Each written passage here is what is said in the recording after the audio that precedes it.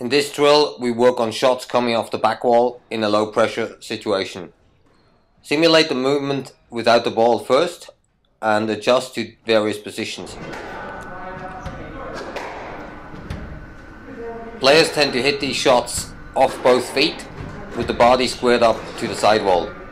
Initially, just practice the last two steps of this movement, starting with the front leg, then the back leg to square up to the sidewall.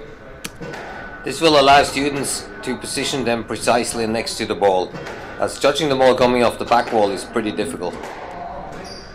The squash cannon ball machine is ideal to work on shots off the back wall.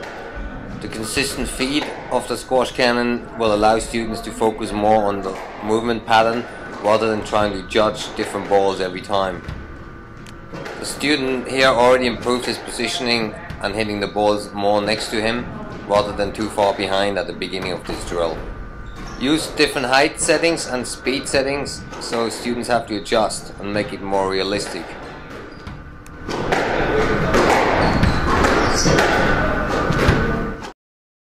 Depending on your location, I recommend to heat up the balls prior to using this drill to get an easy and equal bounce off the back wall.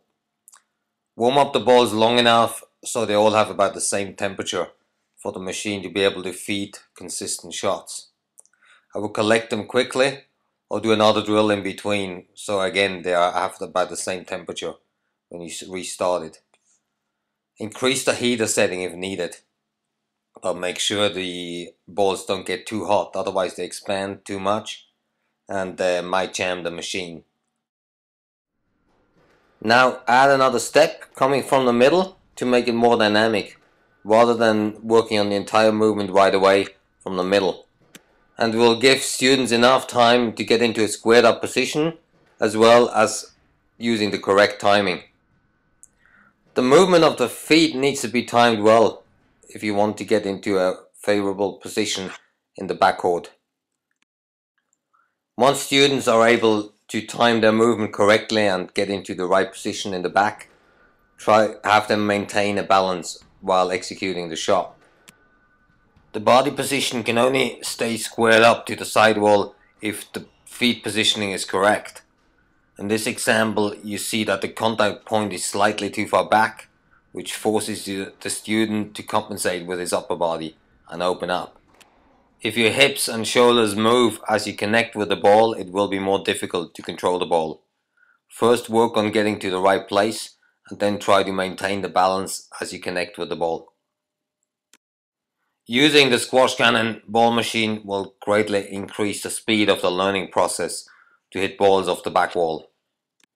The consistent feeds of the ball machine will free up a lot of time for students to integrate new movement patterns.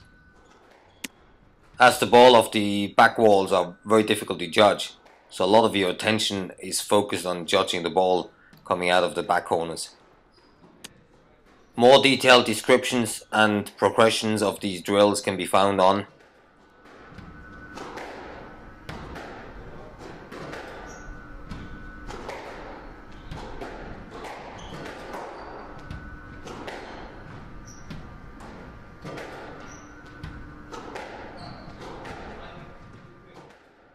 Isolate the issues and work on one aspect at a time. I start with the correct movement patterns, then the correct timing, then work on racket preparation, which is part of the rhythm as well. I'll eventually have them maintain a balance as they hit the ball. To make it realistic, make sure students start their movement coming from the middle and not starting too close to the back wall and moving sideways to get into a squared up position. For less experienced players or players who have a hard time hitting balls off the back wall, heat up the balls even more to make sure they rebound enough off the glass. Or you can have students hit the balls off the second bounce to have more time available to judge the bounce of the ball. Next will be to introduce the entire movement coming from the tee which can be seen in one of our other instructional movies on our website.